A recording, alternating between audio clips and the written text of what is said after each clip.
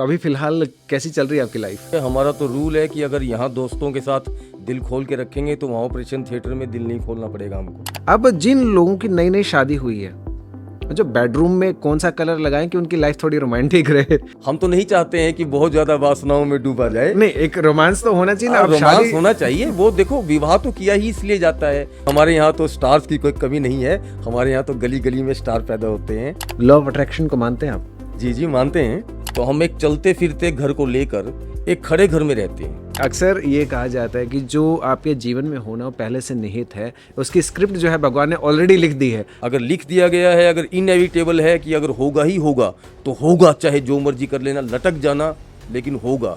5 साल मेहनत कर लो, 50 साल सुख भोग लेना, या दूसरा काम कर लो। 5 साल खूब घूमो फिरो, ऐश लो, 50 साल धक्का खा लेना। क्योंकि अगर वास्तु बिगड़ी तो मैं तो कहूँगा सब कुछ बिगड़ जाएगा। ये कार्यक्रम बनाए ही आप लोगों के लिए गए हैं कि आपको बिना कोई पैसा खर्चे घर बैठे ही अगर मालूम पड़ जाए और आप विचार कर सको कि मेरे जीवन में क्या गलत हो रहा है। आखिर सुख किसको नहीं चाहिए? हर किसी को सुख चाहिए। दोस्तों, अक्सर हमारी जिंदगी में बहुत सारे उतार चढ़ाव आते हैं और उस उतार चढ़ाव के दौरान हमारे जहन में बहुत सारे सवाल भी आते हैं कि मेरा आने वाला फ्यूचर कैसा होगा, मेरी लव मैरिज होगी या अरेंज मैरिज होगी, जिस इंसान के साथ मेरी शादी होने वाली है क्या वो मेरे लिए लॉयल रहेगा, या अगर मुझे घर बनाना है तो उसका मुंह यानी कि उसका द्वार किस दिशा में होना चाहिए, मेरा बेड जो है, मेरा सिरहाना किस साइड होना चाहिए, उसमें जो मैं किचन बनाने वाला हूं या टॉयलेट बनाने वाला हूं या मंदिर मुझे बनाना है तो वो किस दिशा में होना चाहिए। ऐसे बहुत सारे सवाल हमारे जहन में आते हैं, चाहे वो करियर को लेकर सवाल हो कि मुझे किस लाइन में अपना करियर बनाना चाहिए। इन्हीं सवालों के जवाब जानने के लिए आज हम अपने पॉडकास्ट में बात करने वाले हैं लोकेश आनंद जी से, जो कि टैरो का रीडर हैं और वास्तु एक्सपर्ट हैं। तो आइए जानते हैं। अगर आपके जहन में भी कोई भी सवाल है तो बने रहेगा हमारे साथ। लोकेश जी, बहुत बहुत स्वागत है आपका। हाँ, नमस्कार समीर जी। लोकेश जी, जैसा कि आपने जाना कि हमारे पॉडकास्ट का नाम ही है ओपन हार्ट पॉडकास्ट, तो हम यहाँ पर करते हैं दिल खोल कर बातें, और आज के पॉडकास्ट में भी हम दिल खोल कर बातें करने वाले हैं। करनी चाहिए, बहुत अच्छी बात है। तो अभी फिलहाल कैसी चल रही है आपकी लाइफ? बहुत बढ़िया चल रही है। हमारा तो रूल है कि अगर यहाँ दोस्तों के साथ दिल खोल के रखेंगे तो वहाँ ऑपरेशन थिएटर में दिल नहीं खोलना पड़ेगा हमको। ये बिल्कुल सही कहा कि ऑपरेशन थिएटर के बाहर लिखा था कि अगर वक्त रहते दिल खोल लेते अपना यारों के साथ, तो आज नहीं खोलना पड़ता चाकू छुरी और औजारों के साथ। बहुत बढ़िया, सही बात है। तो लोकेश आनंद जी, आप इस लाइन में हैं, कितने साल से हैं as a tarot card reader और वास्तु एक्सपर्ट? वैसे कहना तो चाहिए कि मैं पिछले जन्मों से लगा हुआ हूँ, लेकिन अगर पक्की बात करें सर्टिफाइड, तो मैं 2007 से इस लाइन में हूँ। मुझे 17 साल हो गए। और लगभग लगभग मान के चलो 17 साल मैंने कोई और काम किया ही नहीं, मैं इसी काम में हूँ। कभी ऐसा हुआ कि कोई क्लाइंट आपको ऐसा मिला हो जिसका बहुत ही अलग सा हटके सवाल हो? लगभग वैसे तो जैसे हर मनुष्य यूनिक है, अपने आप में अलग है, तो इसलिए सवाल भी सबके अलग ही हैं। लेकिन फिर भी हम उसको बांट सकते हैं 3 भागों में, जो मैं समझता हूँ। जैसे स्वास्थ्य संबंधी, संबंध और संपत्ति। तो मैं इसको ट्रिपल एस बोलता हूँ। स्वास्थ्य की परेशानी होगी, संबंधों की, या फिर स्वास्थ्य की संपत्ति की परेशानी होगी। तो तीनों में से लगभग लगभग मान के चलो कैटेगरी बनाएंगे तो इन 3 कैटेगरी में सब सवाल आ जाएंगे। लेकिन आज की डेट में मैं जो देखता हूँ, अगर मैं बात करूँ तो ज़्यादा डिप्रेशन के, अवसाद के, मानसिक परेशानियों के, जीवन में तनाव के बहुत ज़्यादा लोगों को इस प्रकार की परेशानियाँ हैं। जीवन में किसी वस्तु की कमी है तो परेशान है, बात समझ में आई। लेकिन जीवन में सब कुछ होते हुए भी अगर किसी को परेशानी हो समीर जी, तब तो ये विचारणीय विषय है। तब समाज को विचार करना चाहिए कि ऐसा क्यों हो रहा है समाज में, जिसके पास सब कुछ है आखिर वो भी परेशान क्यों है। तो अभी जो लॉकडाउन से पहले का जो टाइम था, ठीक है, और लॉकडाउन के बाद का जो टाइम है, इस दौरान बहुत सारे लोगों की ज़िंदगी में बदलाव आया है। बहुत सारे लोगों का जो सोचने का तरीका है, नज़रिया है ज़िंदगी के प्रति, वो बदला है। तो उसके बाद में आप कुछ फ़र्क महसूस करते हैं? हाँ, वैसे कोई विशेष ऐसा फ़र्क अगर मैं अपनी उम्र के लोगों की बात करूँ तो नहीं है। और जो बच्चे थे उस समय, अब पिछले 3 साल में, 4 साल में, जो अभी नए नए 14-15 साल में टीनेज में आए हैं, उनकी थिंकिंग भी बिल्कुल अलग है, उनका सोचने का नज़रिया बिल्कुल अलग है। तो मैं समझता हूँ कि फिज़िकली तो हो सकता है किसी को लगता हो कि पोस्ट कोरोना काल में उसको कुछ फीलिंग आई हो, लेकिन इमोशनली सब संभाल गए हैं, सब भूल गए हैं कोरोना को, और सब नॉर्मल, बैक टू नॉर्मल हो गए हैं। तो ज़्यादातर जो आपके पास सवाल आते हैं वो किस चीज़ से रिलेटेड आते हैं? कि करियर से रिलेटेड आते हैं, या शादी से रिलेटेड आते हैं, या घर से रिलेटेड आते हैं? क्या लगता है? देखो समीर जी, सबसे ज़्यादा सवाल तो रिलेशनशिप के आते हैं, क्योंकि थोड़ा ज़माना बदल गया, बच्चों का सोचने का तरीका बदल गया, और थोड़ा सोशल मीडिया भी आजकल हावी है, सारी दुनिया सब जानती है, आप भी सब जानते हो। तो वैसे ज़्यादा सवाल तो रिलेशनशिप के ही आते हैं। उसके कारण जो तनाव होता है, उसके कारण फिर जो सेहत पे, उनके शरीर पे जो इफ़ेक्ट आता है, वहाँ से फिर स्वास्थ्य की परेशानियाँ शुरू होती हैं। और एक मोटी परेशानी आजकल चल रही है बालक होने में, कंसीव करने में, प्रेगनेंसी सेट होने में, बहुत बच्चों को बहुत परेशानी आ रही हैं। अब विवाह को लेके उनका सोच अलग है, उनकी आयु का चुनाव अलग है कि कब विवाह करना है, कब नहीं करना है, उनका खान पान अलग है, तो उनको प्रेगनेंसी सेट होने में बहुत परेशानियाँ आ रही हैं। बाकी कैरियर से संबंधित भी मैं कहूँगा कि काफ़ी सवाल हमसे लोग पूछते हैं। तो चलिए, शादी का जो टॉपिक है, आप सबसे पहले हम उसी को ही उठाते हैं कि बहुत सारे लोगों की जहन में शादी को लेकर बहुत सारे सवाल हैं। खासतौर से मेरे मन में तो बहुत ज़्यादा सवाल रहते हैं। अभी जैसे कि अक्सर ये देखा जाता है कि जब भी शादी की बात आती है तो मुहूर्त देखा जाता है कि किस लगन कौन सा अच्छा है ना। अपने हरियाणा में तो शाबा भी बोलते हैं, है ना। तो उसको देखने के बाद मतलब सबसे अच्छा मुहूर्त जो है उस टाइम पे शादी की जाती है। लेकिन उसके बावजूद भी मैंने देखा है कि लोगों के तलाक हो जाते हैं। तो उस मुहूर्त को देखने का क्या लगता है, कुछ फायदा है कि नहीं है? नहीं, लाभ तो है इसमें। क्या बात है कि आप सिर्फ ज्योतिष के ऊपर अपने जीवन को आधार नहीं कर सकते। मान लो कि एक किसी स्त्री को 3 बालक हुए, एक ही समय में 3 बालक हुए, एक साथ हुए, युगपत हुए, माने एक ही समय में हुए। तो लेकिन ये तो नहीं कहा जा सकता कि तीनों बालकों का स्वभाव, उनका गुण, उनका जो बोलना चालना है, उनका जीवन, वो बिल्कुल एक समान रहेगा।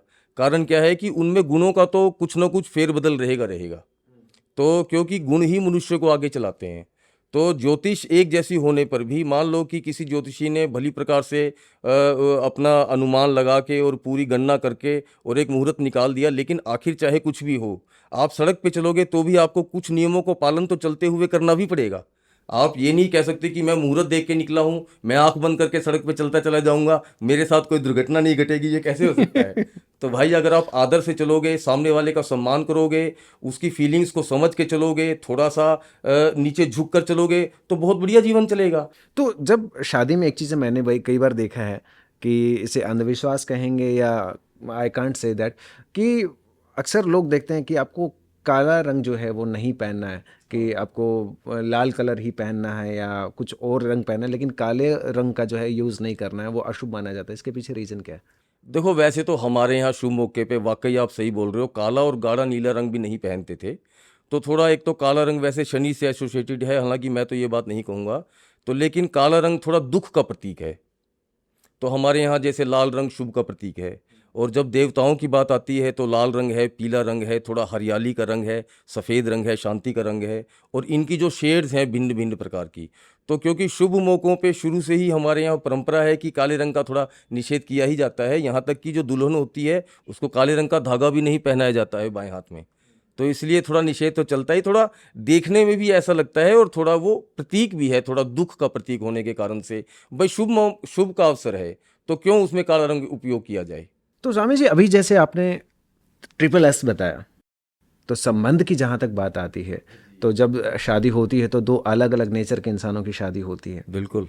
तो कई बार जो है शादी डिले भी होती है, या फिर शादी होने के बाद आपस में तनाव रहता है, तो उसके बारे में क्या कहेंगे आप? देखें, वो तो क्या है कि आजकल आयु बढ़ा दी है बच्चों ने। तो पहले 20-22 साल में, 24 साल में हद विवाह हो ही जाता था। आजकल 30 साल, 32 साल, 34 साल में विवाह जब होगा तो एडमेंसी माइंड की इतनी हो जाती है कि वो नॉन एडजस्टेबल हो जाता है। और वो दूसरे के विचार को जब तक आप सम्मान नहीं दोगे तब तक कैसे आपका घर चलेगा। आप घर की बात छोड़ो, बाजार में भी और हर जगह समाज में जब तक दूसरे के विचार को आप सम्मान नहीं दोगे, उसको स्पेस नहीं दोगे, उसको वैल्यू नहीं करोगे, तब तक कैसे उसके दिल में चढ़ोगे। तो यहाँ जो बेसिक परेशानी है वो ज्योतिष से संबंधित कम है, और समाज की जो मानसिकता बदल गई है उसके कारण से परेशानियाँ ज़्यादा आ रही हैं समीर जी। तो जैसे हम शादी के बारे में बात कर रहे हैं, उसी के साथ साथ अगर जैसे हम बात करें वास्तु में, बहुत सारी चीज़ें हम कहते हैं कि हमारा जो घर होता है वो उसमें जो उसका मुख किस साइड है, उसके अनुसार बहुत सारी चीज़ें, इंसान के जीवन में बहुत सारी चीज़ें पे फ़र्क पड़ता है। तो उसके बारे में कि जब इंसान अगर किसी घर में रह रहा है, अगर उसका वास्तु ठीक नहीं है, तो फिर कैसे उसमें अगर दो अलग अलग लोग आ जाएं तो फिर कैसे होगा उसका? जी देखो, ये तो बहुत ही महत्वपूर्ण सवाल है और आजकल लोगों को बड़े भ्रम है इस बारे में, वास्तु के बारे में। देखो, मैं आपको एक बात बिल्कुल क्लियर बताना चाहता हूँ। जैसे हम एक चलते फिरते घर को लेके एक खड़े घर में रहते हैं, एक हमारा घर है, ये शरीर भी हमारा घर है, और जिस घर में हम रहते हैं वो भी हमारा शरीर है। तो हम एक चलते फिरते घर को लेकर एक खड़े घर में रहते हैं, और दोनों में ही पंच तत्वों का संतुलन होना बहुत जरूरी है। इस शरीर में अगर मान लीजिए पंच तत्वों का संतुलन बिगड़ता है तो उसको रोग कहेंगे, और उस घर में अगर वो संतुलन बिगड़ेगा तो उसको वास्तु दोष कहेंगे। आज मंगल ग्रह पे जीवन क्यों नहीं है? क्योंकि वहाँ संतुलन नहीं है। पृथ्वी पे जीवन है क्योंकि यहाँ पर संतुलन है। अगर कल आप मान लो कि पृथ्वी का संतुलन नष्ट हो जाए तो पृथ्वी का जीवन नष्ट हो जाएगा। तो किसी भी घर में, चाहे वो किसी भी परिवेश से बालिका क्यों ना आई हो, हमारे घर में बिटिया आई हो, और आपके चाहे धन की परिस्थिति कैसी भी क्यों ना हो, अगर पंच तत्वों का संतुलन नहीं है, अगर घर में कोई दोष है, तो आज के बच्चे इतने सेंसिटिव हैं कि उनके ऊपर उस चीज़ का जो नकारात्मक प्रभाव है, जो नेगेटिविटी है, एकदम से असर करती है, और उनका माइंड एकदम से अपसेट हो जाता है। तो बहुत विचार के आपको घर बनाना चाहिए, बहुत विचार के आपको घर को मेंटेन करना चाहिए, क्योंकि अगर वास्तु बिगड़ी तो मैं तो कहूँगा सब कुछ बिगड़ जाएगा। तो उस घर में जो मतलब जितने भी लोग रहते हैं या जिनकी शादी हुई है, वो जो दोनों का डेट ऑफ बर्थ अलग है, राइट, दोनों का स्वभाव भी अलग है, तो जो उनका वास्तु और उनका स्वभाव जो है किस हिसाब से, किसकी कुंडली से मिलाकर देखेंगे, या कैसा उसका कैसे रहेगा? देखो, ये दोनों अलग अलग बातें हैं। अब आपने भोजन की थाली लगाई, उसमें जो फुल्का रखा है, जो रोटी रखी है, वो अलग चीज़ है, जो सब्जी रखी है वो अलग चीज़ है। वो तो बाद में उसका कम्बिनेशन देखा जाएगा, अभी कम्बिनेशन कितना बनता है। तो देखो, गुण और स्वभाव मैच करना भी जरूरी है। अगर आप कहो कि मैं वास्तु वास्तु देख लूं और ज्योतिष का बिल्कुल उसमें लाभ ना लूं, चाहे कुंडली कैसी भी हो, मेरे घर की ये वास्तु बिल्कुल ठीक है तो इनकी तो बन जाएगी बच्चों की, ये कोई ज़रूरी नहीं है। तो उनकी कुंडली भी मिलनी चाहिए और घर में वास्तु भी ठीक होनी चाहिए। मैं इसमें उदाहरण दूंगा। देखो, आपकी गाड़ी चलने में भी ठीक होनी चाहिए और आपको सड़क के नियमों का पालन भी करना चाहिए। आप ये नहीं कह सकते मेरी गाड़ी एकदम सही है और मैं चाहे सड़क पे कैसे भी चलाऊं मुझे कोई फर्क नहीं पड़ेगा, और ये भी नहीं कह सकते मैं तो बाईं ओर चला रहा हूं, चाहे मेरी गाड़ी कैसी भी हो मैं मंजिल तक पहुंच जाऊंगा। अरे कैसे पहुंच जाओगे भाई? दोनों चीज़ चाहिए ना।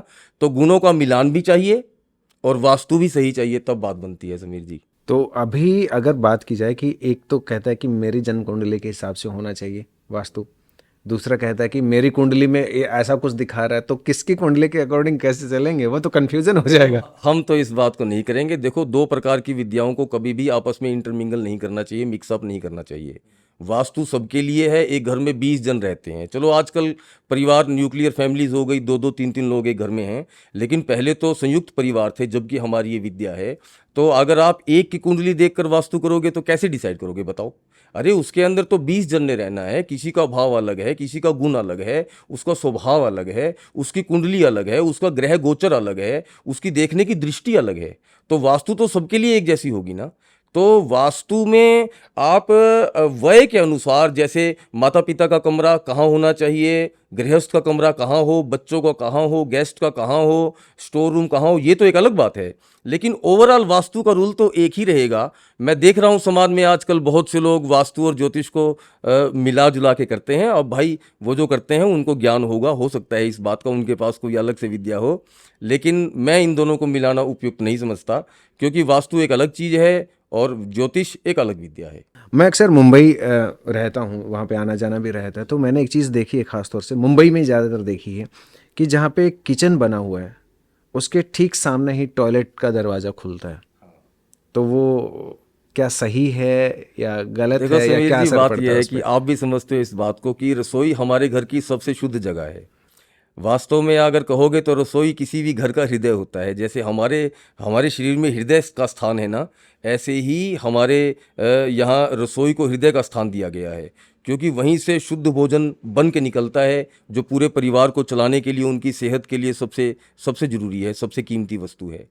तो ये बात तो सही है कि रसोई और शौचालय कभी भी आमने सामने वैसे नहीं होने चाहिए, इसमें कोई दो राय नहीं है।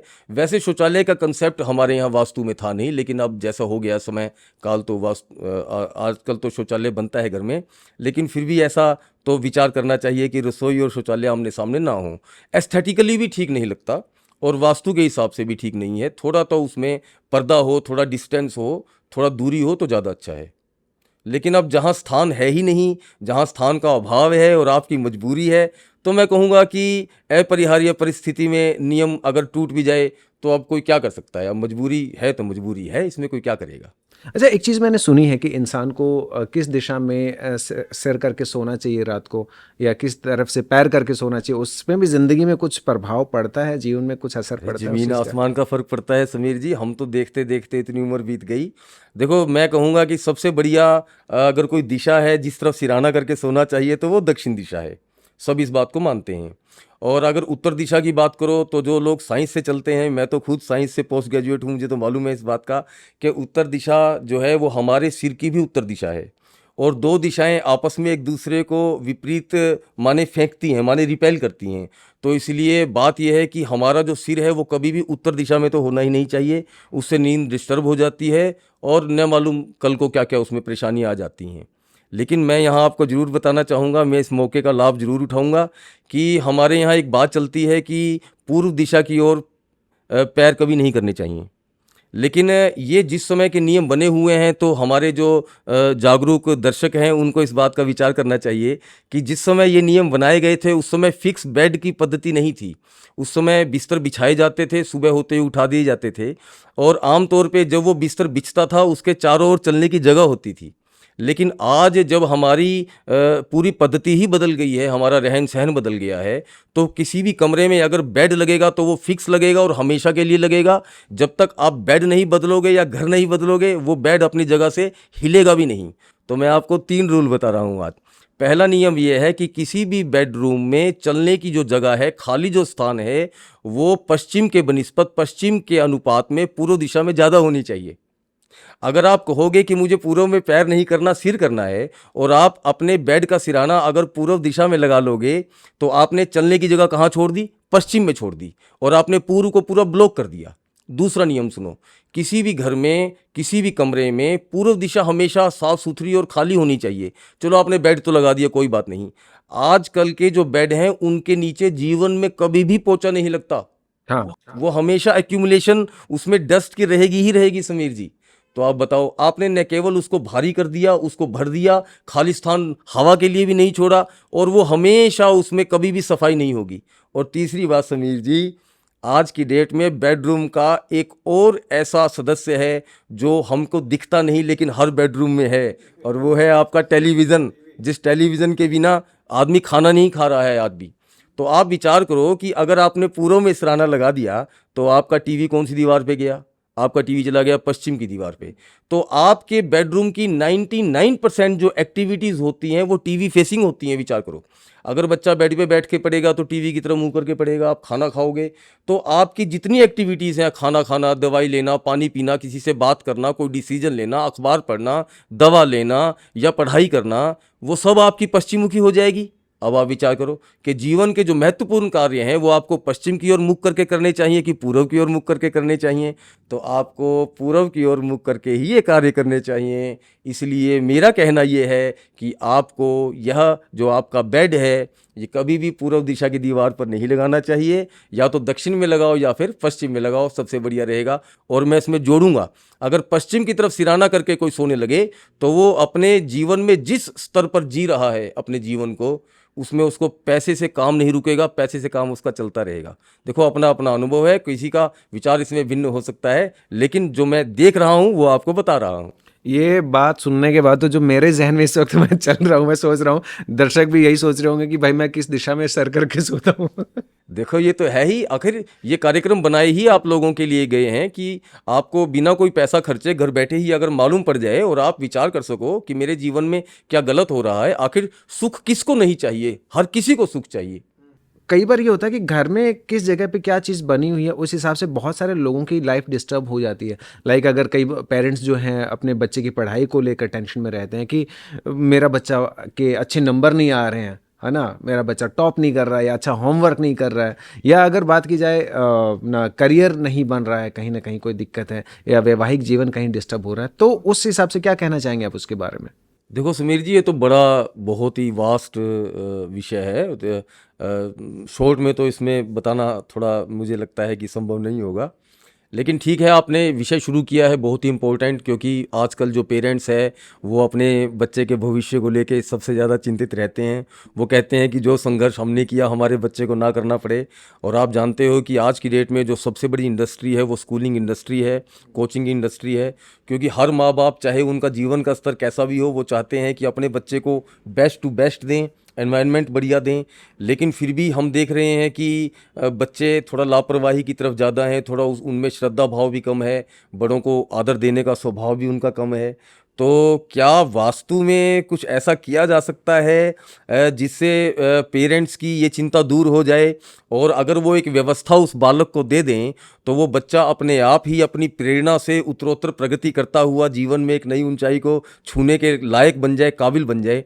तो देखो, हाँ, प्रयास किया जा सकता है। जैसे आप भोजन दोगे बच्चे को तो चाहोगे कि बढ़िया से बढ़िया भोजन दो, तो उसको रहने का जो आपको देना है, वातावरण बनाना है, उसके लिए मैं आपको 2 या 3 पॉइंट्स बताऊंगा, ज़्यादा नहीं। तो आप जानते हैं कि बृहस्पति जो है वो हमारे यहाँ उत्तर पूर्व से एसोसिएट किया जाता है। बृहस्पति बृहस्पति माने देवगुरु, माने विद्या, माने ज्ञान।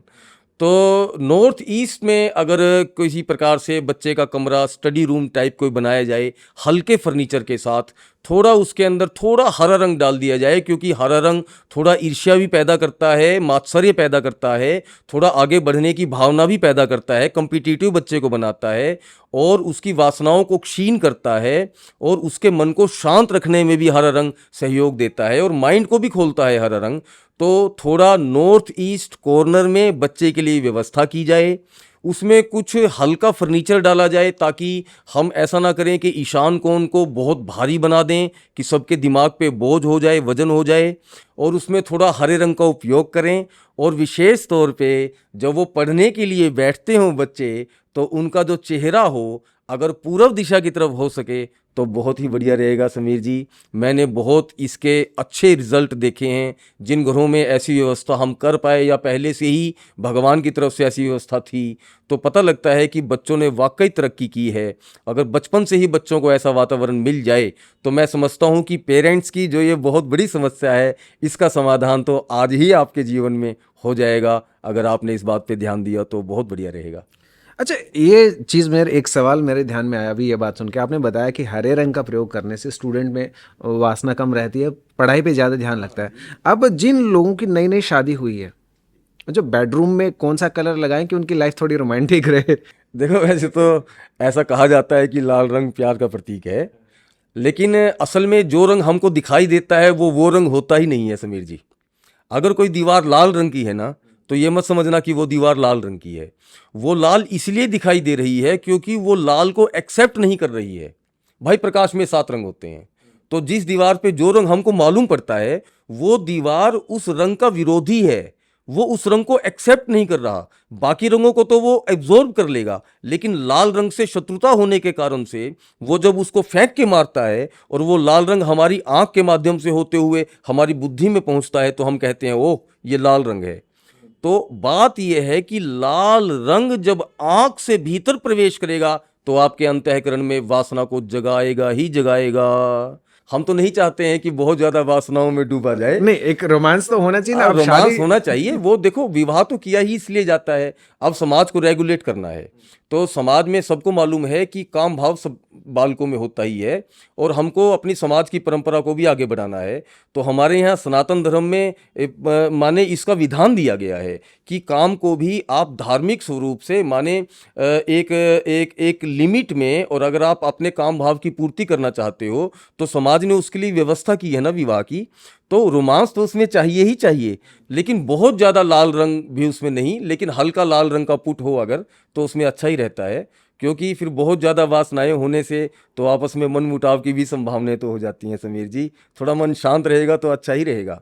और काम भाव की अगर बात चल रही है तो रोमांस, आप एक बात बताओ, सब पशु जगत ये कार्य करता है, लेकिन वहां तो रंग का कोई कंसेप्ट नहीं मालूम पड़ता। तो वो स्वाभाविक है सबके अंतःकरण में। अब उस भाव को बढ़ाने के लिए अगर रंगों की सहायता ली जाएगी तो वो कहीं ना कहीं नुकसानमंद भी हो सकती है, ऐसा मेरा भाव है। अभी जैसे आपने कहा कि जैसे स्टूडेंट के कमरे में हम हरा रंग यूज़ करते हैं तो वो उसका पढ़ाई तो अच्छी रहती है, बाद में करियर भी अच्छा बनता है ना। तो एक चीज़ मैं ये जानना चाह रहा था कि करियर की जहाँ तक बात है ना, अक्सर ये कहा जाता है कि बहुत सारे लोगों को मतलब उनका जन्म डेट ऑफ बर्थ देखकर ये कहा जाता है कि आपको कपड़े का व्यापार करना चाहिए तो आपका काम बहुत अच्छा चलेगा, या आपको प्रॉपर्टी का काम करोगे तो बहुत अच्छा काम चलेगा। लेकिन अगर किसी का इंटरेस्ट किसी और लाइन में, लाइक किसी का मीडिया लाइन में, कोई एक्टर बनना चाह रहा है और उसे हम कहें कि तू प्रॉपर्टी का काम करेगा तो तेरा काम बहुत अच्छा चलेगा, है ना। लेकिन जबकि बात की जाए तो अक्सर ये कहा जाता है कि इंसान को अपने दिल की आवाज़ सुननी चाहिए, जो दिल से आवाज़ आ रही है वो काम करेगा तो उसमें ज़्यादा सक्सेस होगा। तो इसके बारे में आपका क्या कहना है?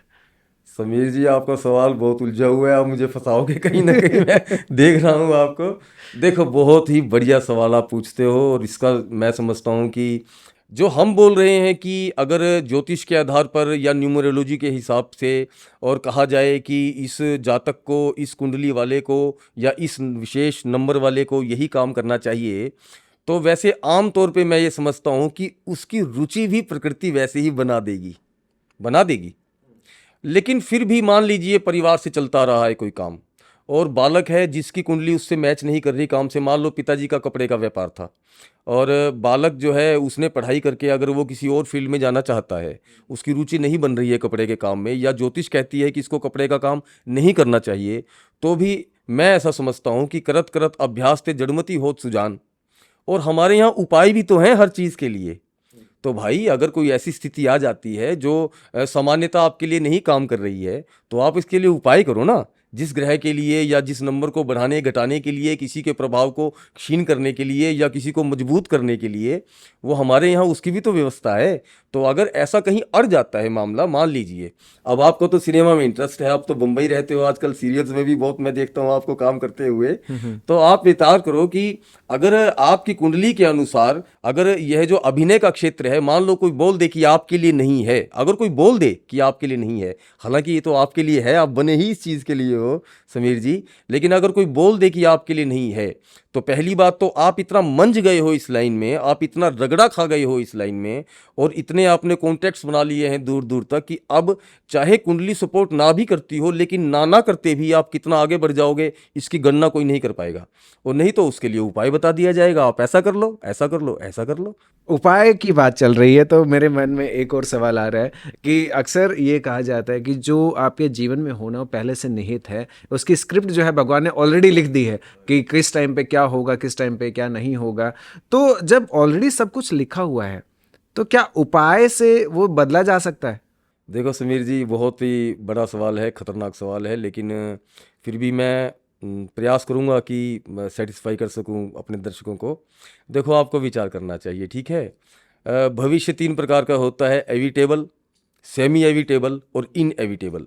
अगर लिख दिया गया है, अगर इनएविटेबल है कि अगर होगा ही होगा, तो होगा, चाहे जो मर्जी कर लेना, लटक जाना, लेकिन होगा। तो सुनहु भरत भावी प्रबल, बिलखी कहेहु मुनिनाथ, हानि लाभ जीवन मरण जस अपजस विधि हाथ। जो विधाता के हाथ में है, जो मनुष्य के हाथ में है ही नहीं, जो आपकी पहुंच से बाहर है, आप कितना भी प्रयास कर लेना, अब उसको तो नहीं बदल पाओगे समीर जी। तो जो इनएविटेबल है, जो अपरिवर्तनशील है, वो तो आपको भोगना ही पड़ेगा, चाहे जो भी हो जाए। भगवान को भी भोगना पड़ा, हम और आप कौन है। तो सेमी एविटेबल जो होता है, अगर आपके पास ज्ञान है, अगर आपके पास प्रज्ञा है, आप उससे बचने का उपाय जानते हो, तो उपाय कर लो, आप बच जाओगे। और कुछ होते हैं एविटेबल, वो सामान्य होते हैं, जैसे कि मान लो कह दिया कि आज चोट का खतरा है, तो थोड़ा संभल के चलो, मत चलो, आज झगड़े की संभावना है, तो थोड़ा प्यार से बोल लो, झगड़ा करना ही मत, ऐसी बात ही मत करना जिससे किसी का दिल दुख जाए। तो मुस्कुराते हुए चलोगे तो वो आपका हो गया उपाय।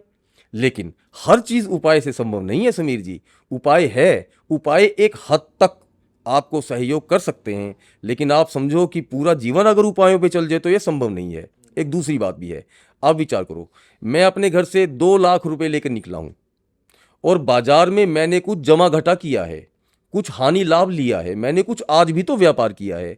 तो ऐसा हो सकता है कि मैंने 2 लाख का 2.5 लाख बना लिया हो, और ऐसा भी हो सकता है कि 2 लाख का मेरे पास शाम तक 1 लाख ही बचा हो। तो यद्यपि मैं अपना प्रारब्ध लेकर आया हूं, मैं अपना प्रारब्ध लेकर आया हूं, वो 2 लाख रुपया मैं जेब में लेकर इस संसार रूपी बाजार में आया हूं समीर जी, लेकिन मैं यहाँ भी तो कुछ जमा घटा कर रहा हूँ, मैं क्रियमान कर्म भी तो कर रहा हूँ, मैं साथ में अपनी वृत्ति के अनुरूप अपने उस जमा को बढ़ा रहा हूँ या घटा रहा हूँ, पाप कर रहा हूँ कि पुण्य कर रहा हूँ, संत की सेवा कर रहा हूँ कि मैं विषयों में अपना जीवन बिता रहा हूँ, मैं सही दिशा में चल रहा हूँ या गलत दिशा में चल रहा हूँ, उससे भी तो अंतर पड़ेगा। तो ये बात सही है कि प्रारब्ध मोटे तौर पर हमारे जीवन को चलाता है, लेकिन ऐसा नहीं है कि आप बिल्कुल बंधन में हो। आपके हाथ में अभी बहुत कुछ है समीर जी। आपको भगवान ने बुद्धि दी है, आपको ज्ञान दिया है, आपको बल दिया है। अगर आप चाहो तो किस्मत बदली जा सकती है, यद्यपि पूर्णतया नहीं बदली जा सकती, लेकिन उसमें अपने हिसाब से, जिसमें आपका जीवन सही सुचारू रूप से चल जाए, इतना परिवर्तन करने का तो भगवान ने सबको सामर्थ्य दिया है और सबको करना भी चाहिए। प्रयास करना मनुष्य का धर्म है, उसको प्रयास करना ही चाहिए अपने जीवन को सही मार्ग पर ले जाने का। अच्छा स्वामी जी, बहुत सारे लोग अपना घर बनाते हैं तो उनके जहन में बहुत सारे विचार आते हैं, या कोई अपना ऑफिस बनाना चाहता है तो भी विचार आते हैं कि उसका जो घर का द्वार है वो कौन सी दिशा में रखना चाहिए, कौन सा शुभ होता है ना। मेरे मन में भी बहुत बार ऐसी चीज़ें आती हैं, तो इसके बारे में आप क्या कहना चाहेंगे कि किस दिशा में होना चाहिए, कौन सी दिशा सही है? अच्छा समीर जी, देखो, शॉर्ट में बात करेंगे। वैसे आमतौर पे 4 दिशाएं मानी जाती हैं, पूर्व पश्चिम और उत्तर दक्षिण। और वैसे 10 दिशा होती हैं और हम वास्तु में मोटे तौर पर 8 लेकर चलते हैं। इसके अंदर हम ईशान को जोड़ेंगे और आग्नेय को जोड़ेंगे, नैऋत्य को जोड़ेंगे, वायव्य को जोड़ेंगे। जब हम घूमेंगे तो आज की डेट में जैसे इतनी ज़्यादा अर्बनाइजेशन हो रही है शहरों की, तो अब 90 डिग्री के एंगल पे तो प्लॉट कटना कोई संभव नहीं है कि सभी प्लॉट 90 डिग्री के एंगल पे कटे हों। जैसे हम अपने शहर हिसार की बात करते हैं, तो हमारा जो सेक्टर 13 जो कटा हुआ है वो 45 डिग्री पे कटा हुआ है। पूरा का पूरा सेक्टर जो हमारा कटा है वो डायगनली कटा हुआ है। तो उसके अंदर कोई भी घर, एक भी घर पूर्वमुखी या उत्तरमुखी है ही नहीं। या तो उसमें ईशानमुखी घर मिलेंगे, या नैऋत्यमुखी मिलेंगे, या उसमें वायव्यमुखी मिलेंगे, आग्नेयमुखी मिलेंगे। तो अब बात आई कि हम गिनेंगे कि 8 दिशाएं हो गई हमारे लिए। तो वैसे तो गुरु नानक देव भगवान ने कहा है कि सभी दिशाएं एक जैसी होती हैं। जैसे ज्योतिष की दृष्टि से भी 9 ग्रह माने जाते हैं, और बहुत से लोग इन ग्रहों को संभालने में अपना पूरा जीवन लगा दिए, लेकिन एक ठीक हुआ तो दूसरा बिगड़ा, और दूसरा ठीक हुआ तो तीसरा बिगड़ा। तो संतों ने कहा तुम एक काम क्यों नहीं करते, तुम अपना 10वां ग्रह ठीक कर लो। जिसने अपना 10वां ग्रह ठीक कर लिया, उसके ये 9 ग्रह सब अपने आप ठीक हो जाते हैं। तो साधकों ने पूछा कि महाराज ये 10वां ग्रह कौन सा है? तो संत ने आंख बंद की, हाथ जोड़े और ऊपर की ओर देखकर कहा, भगवान का अनुग्रह, माने भगवान की कृपा। ये भी तो ग्रह है। तो अगर भगवान का अनुग्रह हो जाए, भगवान की कृपा हो जाए, तब तो बात ही क्या है। लेकिन मोटे तौर पर जो संसारी हैं, जो सामान्य लोग हैं, उनको तो दिशा का विचार करना ही चाहिए। तो साउथ फेसिंग घर भी आपको बहुत बढ़िया फल देता है। तो हमने जब जिंदल के घर देखे, आप जिंदल इंडस्ट्री को इस देश में कौन नहीं जानता भाई। अरे दुनिया में जो 7वें नंबर पे जिनका नाम चलता है, उनके जितने घर हैं सबके सब साउथ फेसिंग है, आपके सामने हैं जिस रोड पे हम बैठे हैं इस समय। तो देखो, साउथ जिसको देता है उसको अच्छा ही देता है। लेकिन नियम ये है कि जो इंटरनल वास्तु है उसकी सेटिंग ठीक होनी चाहिए। जैसे मैं 3 नियमों की बात करूंगा। अगर साउथ फेसिंग आप घर ले रहे हो या प्लॉट ले रहे हो, तो पूरे घर का फ्लोर लेवल आपको एक रखना चाहिए। ऐसा ना हो कि फ्रंट होने के कारण से साउथ को आपने नीचा छोड़ दिया और फिर लॉबी आपने ऊपर उठा ली और उससे आपका बाकी पूरा घर ऊंचा होता चला गया। दूसरा, कोशिश करो कि कम से कम 3 चीज फ्रंट में आ जाए। एक आपका मास्टर बेडरूम फ्रंट में आ जाए, एक आपकी किचन फ्रंट में आ जाए, और एक आपका स्टेयरवेल बीच में आ जाए, फ्रंट में आ जाए। क्योंकि ये 3 चीज अगर सामने आ जाएंगी, साउथ में आ जाएंगी, तो आपकी वास्तु काफी कुछ ठीक हो जाएगी। और तीसरा ये है कि कोशिश करो कि जो शौचालय और छत की पानी की टंकी की सेटिंग है, इस हिसाब से करो कि वो अग्नेय कोण से दूर हो, और अंडरग्राउंड वाटर टैंक आपके बैक यार्ड में हो, फ्रंट यार्ड में ना हो। और भी बहुत से रूल हैं, लेकिन एक बात मैं यहाँ जरूर कहूँगा कि अगर नैऋत्यमुखी कोई प्लॉट आप देख रहे हो, तो मैं तो कम से कम सुझाव नहीं दूंगा अपने दर्शकों को कि वो नैऋत्यमुखी कोई घर, फ्लैट या ऐसा कोई भूखंड लें, क्योंकि अपना अपना अनुभव होता है।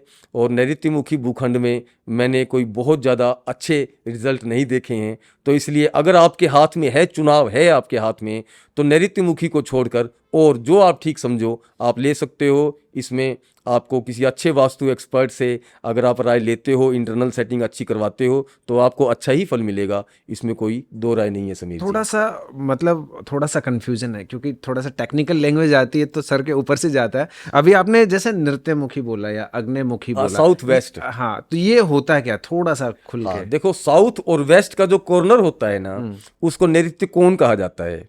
लेकिन जहाँ सेक्टर कटते हैं या कॉलोनियाँ कटती हैं 45 डिग्री पे, तो कई बार फ्रंट में साउथ वेस्ट दोनों दिशाओं का सेंटर फ्रंट में आ जाता है। जब आप कंपास से लगाओगे तो वो नैऋत्यमुखी घर कहा जाता है। तो मैं उसी को अवॉइड करने के लिए बोलता हूँ, ज़्यादा नहीं बोलता। बाकी सब ठीक है, बाकियों में सेटिंग हो जाती है। साउथ वेस्ट में भी अगर है आपके पास तो उसका उपाय तो हो जाता है। जैसे उसमें है कि बड़े बड़े पेड़ लगा लो, ऐसा कर लो, वैसा कर लो। फिर इसके अंदर कई चीज़ हैं, जैसे अगर टी पॉइंट का है तो बिल्कुल निषेध करूंगा मैं। लेकिन सोच समझ के जहाँ भी आप रहते हो, वहाँ जो भी वास्तु एक्सपर्ट आपके पास हैं कोई, आप उनकी सलाह से बना सकते हो, उनकी सलाह से ले सकते हो। क्योंकि बहुत महंगी ज़मीन है, बहुत महंगी कंस्ट्रक्शन है, ये रोज़ रोज़ फैसले होते नहीं हैं, और आपको बहुत सोच समझ के ये निर्णय लेने चाहिए। अच्छा स्वामी जी, थोड़ा सा आगे बढ़ाते हैं बात को। जी, कुंडली देखते हैं आप? मैं कुंडली तो नहीं देखता हूँ, ज्योतिष मेरा विषय नहीं है। मैं टैरो कार्ड रीडिंग तो जरूर करता हूँ।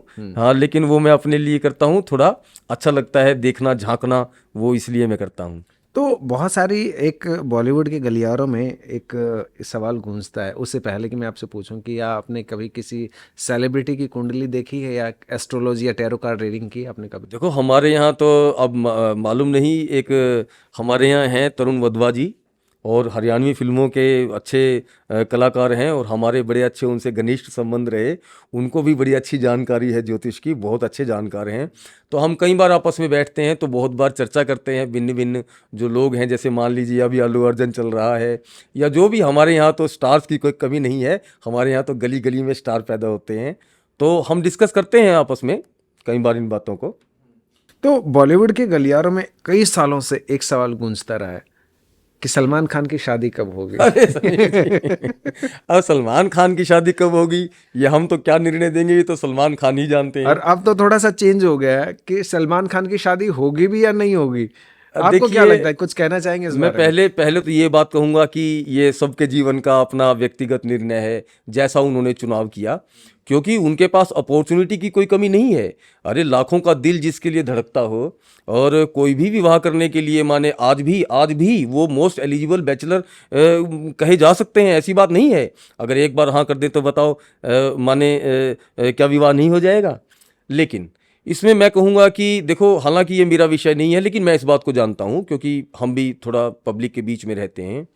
तो जब शनि और चंद्र की युति हो जाती है तो थोड़ा विवाह करने की संभावना कम हो जाती है। मानसिकता ऐसी बन जाती है कि सब प्रकार का सुख साधन और व्यवस्था होते हुए भी आदमी बढ़ता नहीं है उस तरफ। न मालूम, या कहो कि बढ़ते बढ़ते रुक जाता है, कोई ना कोई ऐसा कारण बन जाता है कि उसको पीछे हटना ही पड़ता है। तो अगर आप स्टडी करोगे तो जहाँ तक मेरा ख्याल है कि सलमान खान की कुंडली में यही योग आपको कारण से मिलेगा। शनि और चंद्र की युति जब हो जाती है, और जहाँ तक मुझे याद पड़ता है, क्योंकि अभी मेरे पास डाटा नहीं है, मुझे लगता है कि उनकी कुंडली में 11वें घर में शनि और चंद्र इकट्ठे बैठे हैं। क्योंकि एक बार इस बात की चर्चा हुई थी और मुझे याद रहा इस बात को। अगर मैं गलत नहीं हूँ तो मुझे लगता है कि उनका विवाह न करने में और शनि और चंद्र की युति ही मुख्य कारण है। तो फाइनल रिजल्ट क्या होगी कि नहीं होगी, क्या लगता है आपको? कुछ कहना चाहेंगे इस देखो बारे में? हम तो इस बारे में नहीं नहीं कह पाएंगे बहुत लेकिन फिर भी मुझे ऐसा लगता है कि जिन्होंने अभी तक नहीं की वो क्या ही करेंगे।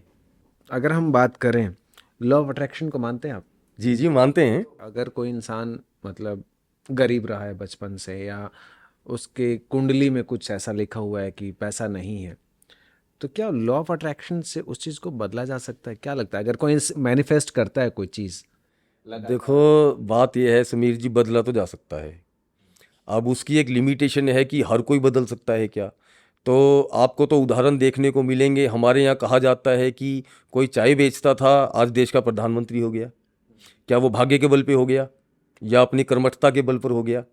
मैं बहुत बड़ी बात कह के कोई बात नहीं बढ़ाना चाहता हूँ, लेकिन हमारे अपने जीवन में ऐसे कितने उदाहरण हैं। अपने कितने अरबोपतियों को यहाँ सड़क छाप होते देखा है अपने जीवन में, और कितने गरीबों को हमने यहाँ ऊंचाई की सीढ़ियाँ चढ़ते हुए देखा है समीर जी। तो भाग्य तो बदलता है, और बदलने से बदलता है। अगर मैं कहूँगा कि सत्कर्म किया जाए, अगर भगवान का थोड़ा आश्रय ले लिया जाए, अगर भीतर से मनोबल आत्मबल बढ़ा लिया जाए, अगर ज्ञान का पूरा सदुपयोग किया जाए, अगर संकल्प बल को बढ़ा लिया जाए, तो बताओ, अगर चांद पर मनुष्य पहुंच सकता है, तो क्या अपने जीवन में अगर आपने कोई सपना देखा है, तो क्या आपका सपना पूरा नहीं हो सकता है? तो आपको उसके लिए गाइडेंस कहाँ से चाहिए, आपको उसके लिए प्रेरणा कहाँ से चाहिए, आपको वो फ्यूल कहाँ से मिलेगा जो आपको वहाँ तक ले जाए, बस इतना ही आपको खोजना है। अगर आपने श्रद्धा से समर्पण कर दिया किसी के चरणों में, तो निश्चित है कि जहाँ तक उसका बल चलेगा वो आपको पहुँचा देगा। आप बताओ, चंद्रगुप्त मौर्य कहाँ खेला करता था? क्या चाणक्य ने चंद्रगुप्त मौर्य को पैदा नहीं किया? विचार करो। तो महापुरुषों के पास बल होता है, आशीर्वाद का बल होता है, उनके पास युक्ति होती है, कीमिया होता है। अगर वो चाहें तो किसी को कहीं तक पहुंचा सकते हैं, लेकिन उसके लिए मनुष्य को समर्पण करना पड़ता है, संकल्प करना पड़ता है, अपनी इच्छाओं का त्याग करना पड़ता है, उसके लिए अपने सुख साधन को छोड़ना पड़ता है। मैं आपको एक छोटा सा फार्मूला बताऊं, जो हमारे देखने वाले दर्शक हैं उनके लिए बड़े काम का फार्मूला निकलेगा। तो मैं एक फार्मूला बोलता हूँ, बहुत बार मैं बोलता हूँ 5:50, माने 5:50। तो अगर कोई बच्चे हमारा ये पॉडकास्ट सुन रहे हैं तो उनको ध्यान देना चाहिए कि 5 साल मेहनत कर लो बेटा, 50 साल ऐश करना। 5 साल मेहनत कर लो, 50 साल सुख भोग लेना, या दूसरा काम कर लो, 5 साल अभी सुख भोग लो ना, 5 साल पढ़ाई मत करो, 5 साल मोबाइल चलाओ, 5 साल खूब घूमो फिरो ऐश लो, 50 साल धक्का खा लेना, 50 साल धक्का खा लेना। तो अगर आज मैं अपने जीवन का निर्णय करता हूं कि मुझे अपने जीवन को किस तरफ ले जाना है, तो चाहे कुछ भी हो, मैं ग्रहों को छूने की ताकत रखता हूं समीर जी, इसमें कोई दो राय नहीं है। हमने भी अपने जीवन को बदला है, हमने दूसरों को अपने जीवन में जीवन बदलते हुए देखा है, तो हम कैसे ना माने, जीवन बदला जा सकता है। वरना हमारा लाभ क्या हुआ, वरना ज्ञान का लाभ क्या हुआ? धीरे धीरे चलते चलते बड़ी बड़ी मंजिलें पार होती हैं समीर जी। अच्छा, एक चीज़ है, एक है लॉ ऑफ अट्रैक्शन, एक तरफ है वास्तु की बात कर रहे हैं, एस्ट्रोलॉजी की बात कर रहे हैं, और दूसरी तरफ है तंत्र मंत्र विद्या। तो बहुत सारे लोग जो हैं तंत्र मंत्र के थ्रू या कुछ ऐसे चीज़ करते हैं कि आप शमशान में जाके ये कर लो या वो कर लो, तो उसके बारे में आप क्या कहना चाहेंगे? मतलब क्या शॉर्टकट है वो, या मतलब जैसे एक एलोपैथी दवाई होती है और दूसरी तरफ जो है अपना अंग्रेजी दवाई होती है, इसके बारे में क्या कहेंगे? देखो समीर जी, हम जैसा रूप रंग बना के रखते हैं, माला वाला पहनते हैं, तिलक लगाते हैं, बाल वाल थोड़ा छोटा रखते हैं, तो हमको भी देख के लोगों को लगता है कि महाराज तंत्र मंत्र करते होंगे। लेकिन मैं इसका निषेध नहीं करूँगा। चाहे कोई कितना भी पढ़ लिख ले, वो इस बात को डिनाई नहीं कर सकता, इनकार नहीं कर सकता इस बात से कि जहाँ मंत्र की सत्ता है वहाँ तंत्र की भी सत्ता है। अगर मंत्रों के बल पे कुछ किया जा सकता है, तो तंत्र के बल पर भी कुछ किया जा सकता है। अगर हमारे शास्त्र ने हमको मंत्र दिया है, तो हमारे उन्हीं शास्त्रों ने हमें तंत्र भी दिया है। अगर कोई तंत्र का ज्ञाता हो, अगर कोई तंत्र का जानकार हो और उसको सही करने की विधि जानता हो, तो अगर वो चाहे तो वो कुछ भी कर सकता है समीर जी। हाँ, अगर किसी के पास शक्ति है, यद्यपि हम जैसे लोग तो रिद्धि सिद्धियों में नहीं उतना विश्वास रखते हैं, क्योंकि हमने अपना रास्ता चुन लिया कि हमको किस तरफ चलना है। लेकिन जो रिद्धि सिद्धियों के लिए चलते हैं, जो तप करते हैं, मान लीजिए कोई तंत्र का जानकार है, तो ये तो हम जरूर कहेंगे कि किसी के अहित के लिए काम ना करे, हित के लिए काम करे। अगर उसमें कुछ है, भगवान ने उसको कुछ दिया है, तो उसका सदुपयोग क्यों ना करे, उसका दुरुपयोग क्यों करे, किसी के विनाश के लिए उसका उपयोग क्यों करे? अगर करना है तो समाज में एक संभाव लाने के लिए, सकारात्मक एक पहलू जीवन का जीने के लिए, उसके लिए क्यों नहीं अपनी शक्तियों का उपयोग करते हो भैया? गलत काम पे क्यों चलते हो? अच्छा, एक चीज़ मैंने देखी है बहुत बार कि लोग कुछ चीज़ों को लेकर कंफ्यूज रहते हैं, जैसे कि प्याज नहीं खाना चाहिए या लहसुन नहीं खाना चाहिए, गाजर मूली खा लेते हैं, जब क्योंकि दोनों ही चीज़ें जो हैं धरती से ही निकलती हैं। तो क्या रीज़न है कि प्याज नहीं खाना चाहिए और गाजर वाजर खा लेना चाहिए? इसका क्या क्या कहना चाहेंगे इस बारे में? देखो, वैसे तो ये तो आपकी बात ठीक है कि सब कुछ धरती से ही निकलता है, पर धरती से तो पता नहीं क्या क्या निकलता है। तो जो हमारे यहाँ जो विचार किया गया है ना, बहुत गहरे स्तर पर किया गया है। जो नए बच्चे हैं, जो अंग्रेजी शिक्षा दीक्षा जिनकी हुई है, वो हर चीज़ को एक एक ढर्रे से पेलते हैं, माने गधे घोड़े सबको बराबर बना लेते हैं। तो हमारे यहाँ तो दाएं हाथ से खाने और बाएं हाथ से खाने का भी विचार किया गया है। कहने वाला कहेगा खाना तो खाना है, चाहे दाएं हाथ से खाओ चाहे बाएं हाथ से खाओ।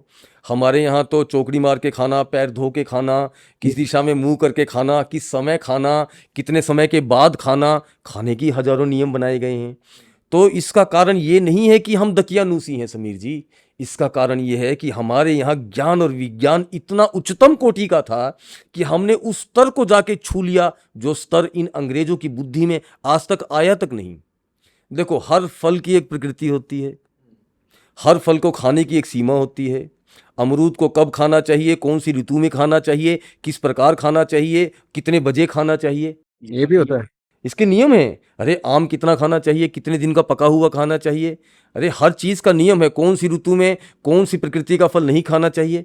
आजकल डॉक्टर भी बोलते हैं समीर जी, आप स्वामी क्या जी, बात करते हो, डॉक्टर बोलते हैं इस बात को। ये मतलब खरीदने आप जा रहे हैं किसी के पास तो पूछना पड़ेगा कि यार ये फल कितना पुराना है। नहीं नहीं, फल पुराना नहीं होगा। ये माने मतलब अब मान लो कितने दिन, कोल्ड स्टोर का फल है, अब वो बेऋतु आप खा रहे हो, अब आपको मिलने को इस समय भी आपको आम मिल जाएगा बाजार में, लेकिन इस समय सर्दी का समय है। सर्दी के फल परमात्मा ने अलग बनाए हैं, प्रकृति ने अलग बनाए हैं।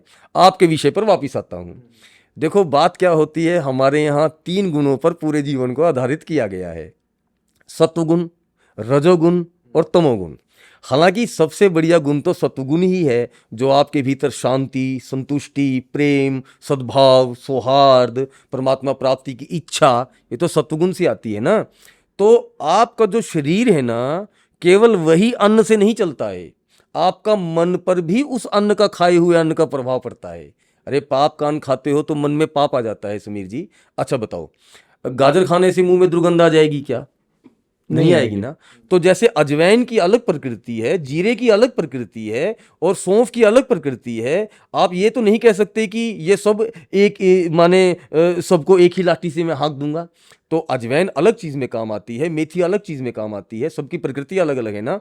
तो हमारे यहाँ जो तमोगुण जो भोजन है, उसको थोड़ा कम करने के लिए या ऋतु अनुरूप खाने के लिए तो थोड़ा मना ही किया जाता है, क्योंकि अगर आप तमोगुणी भोजन करोगे तो तमोगुण का प्रभाव बढ़ जाएगा। माने आलस्य, निद्रा, प्रमाद आपके भीतर आ जाएगा। आलस्य आ जाएगा तो आपके जीवन में वो गति नहीं रहेगी जो गति चाहिए। हाँ, दवाई के तौर पे या जिन घरों में व्यवस्था है, मान लीजिए अब चल रहा है, तो हम उनको हम तो क्यों मना करेंगे खाने के लिए, लेकिन हम ये जरूर कहेंगे कि थोड़ा सोच समझ के आहार करना चाहिए। इसमें एक बात और कहूँगा मैं, देखो आहार सिर्फ मुंह से ही नहीं होता है। जहाँ आहार की चर्चा चलती है, जो मुंह से खाया जाता है, केवल उसी की चर्चा क्यों चले। आँख का भी आहार होता है, नाक का भी आहार होता है, कान का भी आहार होता है। तो क्या देखना क्या नहीं देखना, कितना देखना और कितना कितना नहीं देखना, क्या सुनना क्या नहीं सुनना, क्या इस बात का प्रभाव नहीं पड़ता है? विचार करो, आपके कान में तारीफ पड़ेगी तो आपका मन कैसा होगा, और आपके मन में गाली पड़ेगी तो आपका विचार कैसा होगा, आपका मन कैसा बनेगा। तो जब एक शब्द को सुनने से आप क्रोध से और दूसरे शब्द को सुनने से आप प्रेम से भर सकते हो, तो एक भोजन को खाने से आप क्यों नहीं तमोगुण से भर जाओगे। अगर मना किया गया है, अगर मना किया गया है तो उसका सेवन जितना कम से कम कर सको उतना करना ही चाहिए। इसमें तो कन्फ्यूज़न नहीं होना चाहिए हमारे श्रोताओं को।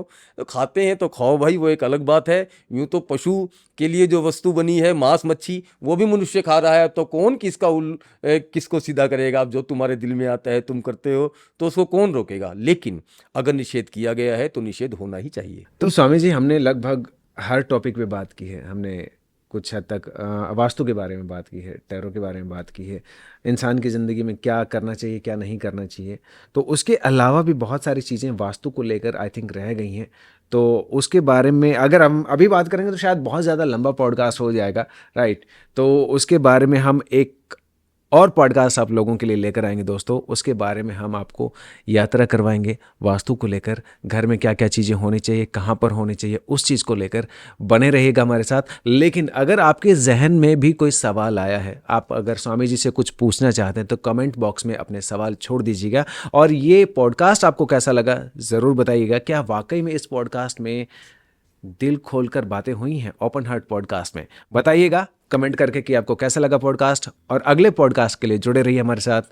Keep watching, keep subscribing, keep sharing. Thank you.